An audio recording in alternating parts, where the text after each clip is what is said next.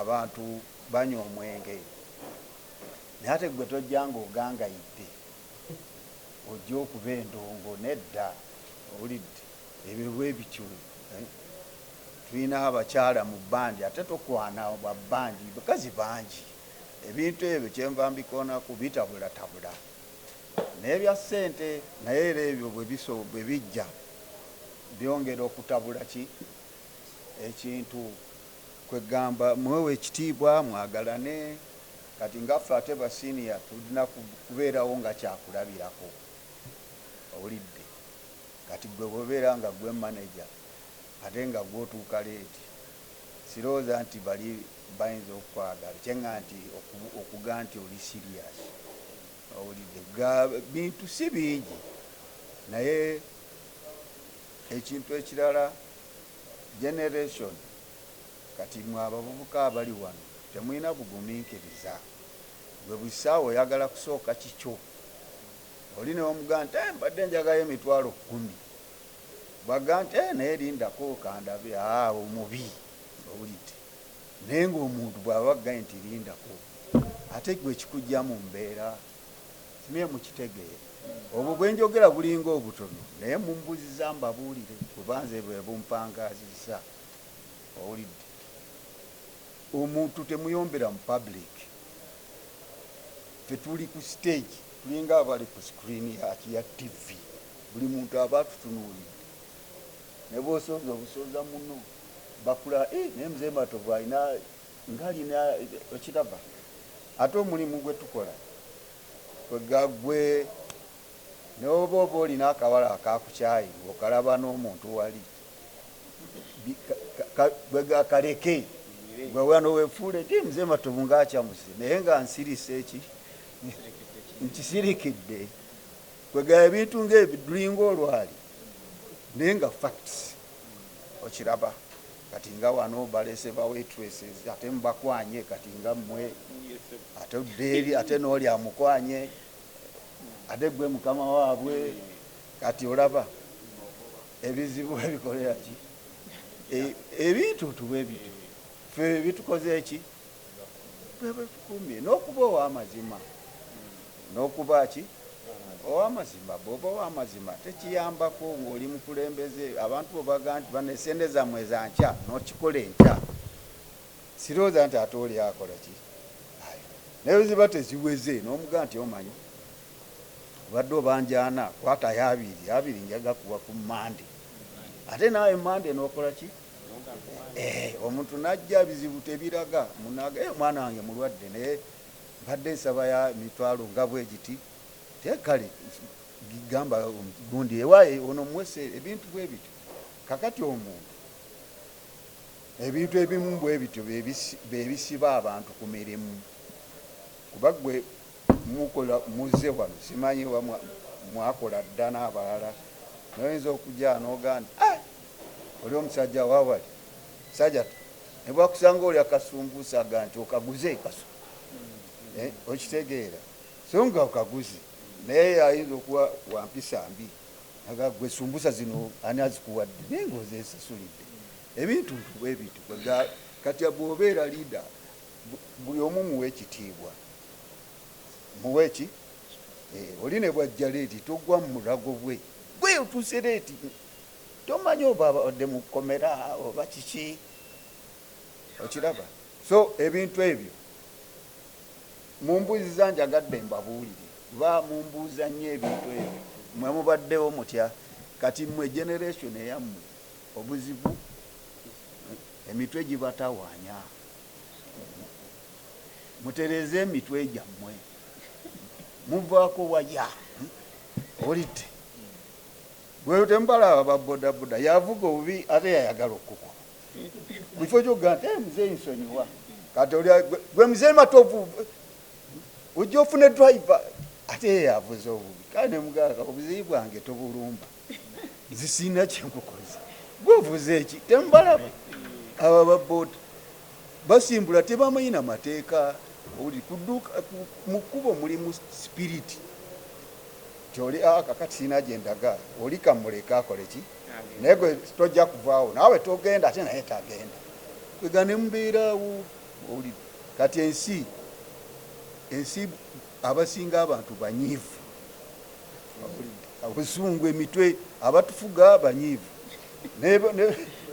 n'abafuga banyiivu, kakiringa waka abaana okuba bakuba ebiki era oli bajaga naye wano waliwo ekikyamu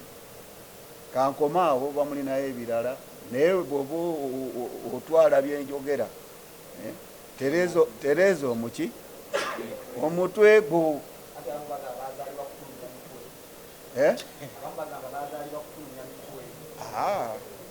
olidde omutwe obulidde mu respect mukama wo tomusiba mataayi kubanga omubanja nedda owulidde mugaye mukama wange naye sikujja mpa sente zange oza sinda amaka biga ebintu tubebirokayira boona owulidde ebintu bwe bityo mwabavubuka mukakkaneeko owulidde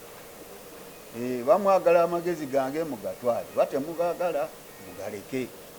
naye mmanyi mugagala lwakuba temusobola ki mugetaaga tutereze emitwe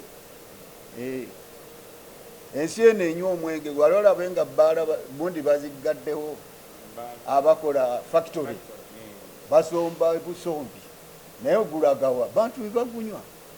si bwe kiri naye ati bwe batonywedde mwenge kakati gwate obwongo butabuseeki tonywedde mwenge naye ate gusinga n'omutamivu okuba omuki mukyankalamu kantu bwe kati bwebuuza ekibayombi gunaze naninyako yepanka omuntu bwakulinyako naga nti sore toddayo nowaga nti kale alamusa owulidde nze bwe ndowooza kuba ffe tubadde wano ffe tukulidde wano mu Kampala nze natandika 1967 okuba music awo mu White Nile era nayitawo juzi bagimenya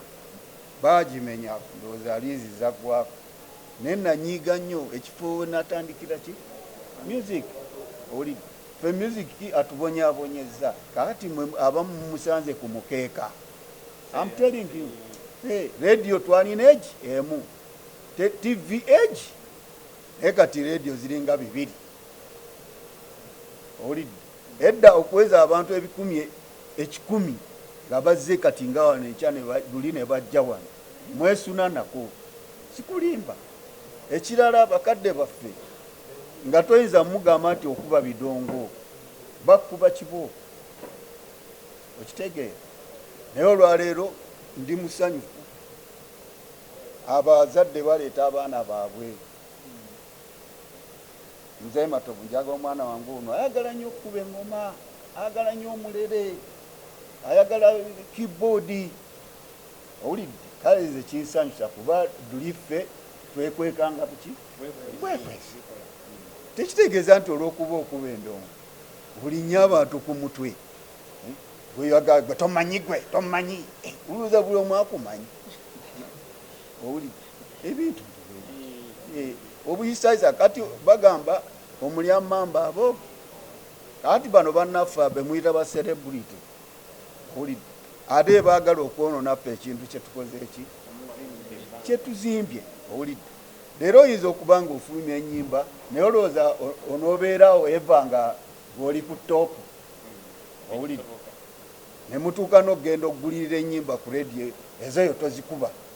ajja tuyitako tozikuba obiraba abamawulire mmwe ne babawa ssente ne muwandiika ebifu ne muwandiika ebirungi ku balala abajega nti be baakabi kati ate enensi enensi si yaffeffe kankubuulire lwaki wano bannakenya we bali banigeria we bali batanzania we bali oli banyarwanda naye mubalabayo muziki gwaffe mwegwe muwoza tujiza lugogo mubalabayo lwaki wansi recording kirala ne performance kirala olidde naye mwemuwulira yakayimba mwana yayimbye owa besi tomwogerako ow'ennanga eyagikubye eyo tomwogerako naye oli yayimbiddeawo mu bbanga producer toyagala kumanya Matovu yayimbye n'okuba omutwe bwe guti. Kakati ebyo byonna mwe mwantakudde kankome wano nina bingi tuyinza n'okuzibya wano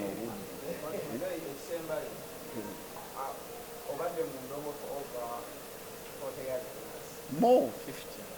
natandika 67 gyoba obala baku Afrigo nze ng'omuntu nga nina emyaka 19 ne TV emu station sife nga si byaffe ebya gavumenti eggwanga.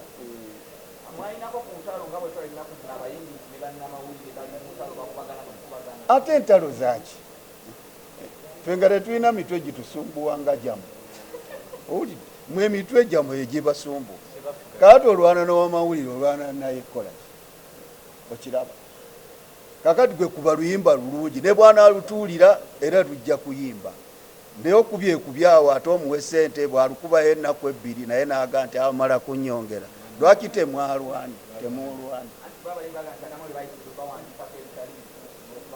kakati kola birungi kola birungi tereza omutwe gwo mutwe gye gibasumbuwa olidde bw'oyinza okwambala obulungi n'okuba essuuti tolina byoyambadde ati nga naawe olwana gwe naawe oba mujinga bye essuuti y'obulungi n'olugatto lwo ng'oli akujerega nga gwogamba eti gonyize unyiigako ki naye ontegere naye kati emitwe gyammwe gye gibateganya olidde ekisooka muli banafu kati gwombuliza bandi bwenkunyumiza enkola gye tulina okukolamu nga ba musician wano we are just joking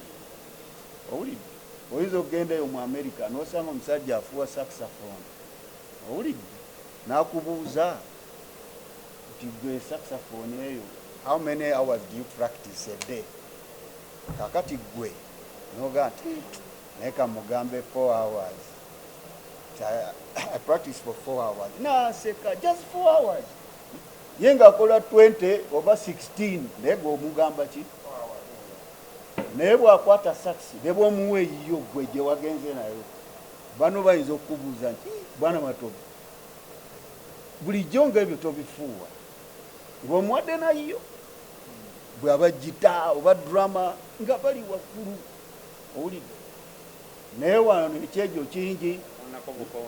kuwaana abantu buli omu obuuza atamanyi yani oba buli omu naye ayimbye eggulo fe tuseka n'okuseka oli akubeyo obuyimba bubiri oba kamu bwe mujja tomanyi nze ndiko kati omugalaba ono muye aliko kati owulidde okiraba naye abantu mwabamawulire mukole omulimu gwammwe mubeere kyeneerabidde obbagamba ye professionalism kakati mwe ba journalist mulina okumanya profession yammwe naffe abayimbi owulidde n'abalala bonna okitegeera kati kankomaawo ekisooka kituufu abayimbi okwekubamu bbato y'omuziki okusanyusa abawagizi Mitwe Gyejibatawanya ekintu nakyogedde dda abagazi ba muziki nabo emitwe mifu owulidde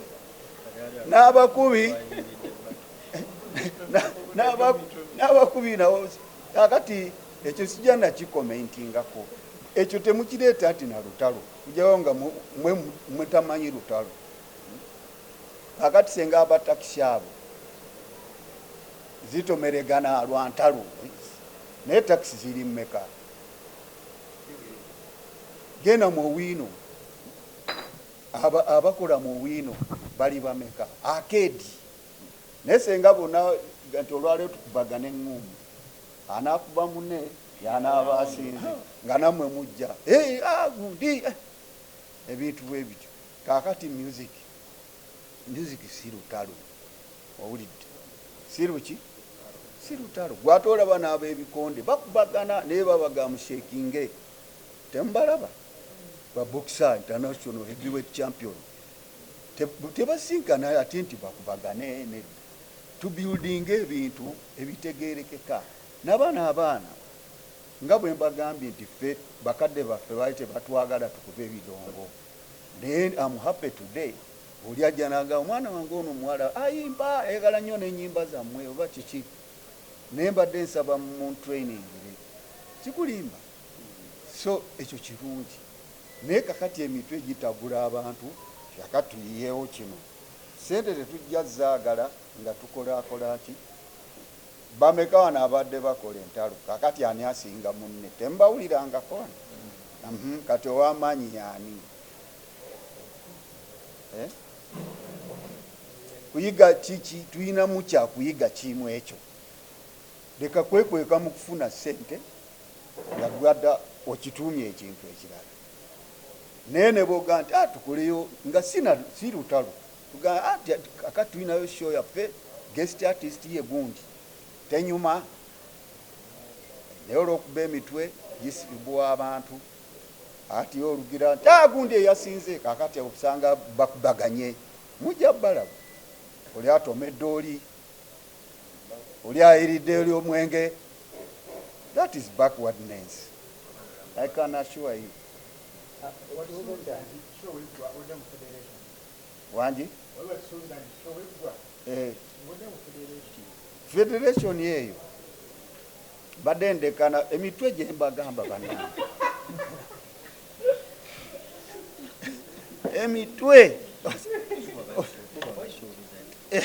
emitwe kansabe tusabe nnyo sala giterere bena nkyaliwo ate why not nze ndi musician naye emitwe gina ate ginakuterera nze ndi musajja mukadde n'emyaka 7 kakati nina okumutereza omutwe gwange kuba byendabye bingi okiraba byendabye ki bingi kakati bino mba ndaba nti ate kati tambula livansi tajja omukulu bakola odda kyenyumanyuma kakati abazukulu banaŋŋamba ki oba batabani bange babawala bange waliwo ebintu byolaba nga biri awo byekijega bajega bangi ate tebakkiriza muzeeyi wamala ffe twafuna omukisa yali patroni wa Frigo no Brains Band owulidde ng'ate presenter alina program ku Uganda television ng'anaaba munaakola show ng'ebeerayo bagita Friday Night Club agenda anoonya bandi naye bw'abanga abagaye nti omwezi gundi nakuza omwezi bweziti tujja kutandika practice ya mwezi nga kyayagala perfection ne discipline owulidde kakati ebyo yatuyambanga nnyo najja oluyimba olwo muluddemu abayimbi muyimbye bubi owulidde wano abakubi terunoze kodi nfu ng'amanyi gita nga nti eno wandikubye C7 nakyo kwegamba ezo terms zaki za music abafuuyi tuning ebyo byonna ffe byatukola ki naye amazima gennyini leero ezo ziizo oli agenda ne bambala nkunamyo owulidde ne baasa ebitaala naye sawundi nga mbi owulidde omuyimbi nga tali ku pitch kati ebyo biri technical okubutabeera ku pitch kwe kuyimba ng'oyimba out of tune owulidde bwe mba waliwo wano omuyimbi amanyi ku music owulikika bubi nnyo nga oyimba out of what tune oba oli flat oba oli sharp n'owa gita bwakuba gita ye nga teri mu tune that is hopeless buli omu oba eŋŋoma bwakuba eŋŋoma nga tali naye ku time owulidde ne bwoba okola otya tekiriyo owulidde tekikola ki kyenvudde mbagamba nti tukola show naye mulabayo kabira endala zijja musooza ffe mubadde temukimanyi tebajja akusaanaga nti ffe tujja ebyammwe mukyali bubi naye ate mmwe nga mugamba olala bwakabi naye tuseka ffe owulidde abasajja balinga wano nga bakuba music sikulimba nga sikulimba kukuba music nga nungi owulidde si bino byaki oli kakati tugeraageranye ku mupiira mugulaba tubulamu kye bayita professionalism owulidde gweraba obulabi olaba tulina na kisaawe ekisaawe nambole naafa kweri kakati netusambira Morocco kakati abawagizi bwe mujja ku mupiira kati nga nambole nga kizibu nnyo tukubire nambole awo olwabaki abawagizi naye akati ogenda osambire Morocco owulidde terina naye kisaawe nga kikalu kakati osamba mupiira kiringa nze ogenda okukubiraho olwenkalu mba nkuba muziki ujjawo bwe mbayo ba practice naye performance nga temuli bantu really it is a shame kyobola professionalism kintu kyamaanyi owulidde musician tekyetaaga nti gobeeraawo oli wa vumbi kuyomba beera kukakkana si gwosoose sikulimba kiringa bwolaba buno obuwala nabagaye njogera nnyo akawala nze nabawala bange omuga omukyalo oli ayo kyagonja ali omulaba obakasooli nga tamumanyi naye omukyalo oyo nkuze mulaba ng'abasajja bamusimbiranga layini kyetegeeza nga bamwaga ali katale naye leero ne bwobeerawo tolaba okujja kagula kasooli eyo agenda n'omugaa naawe eyo gy'olaga bw'otegendereza eyo gy'okola ki gy'olaga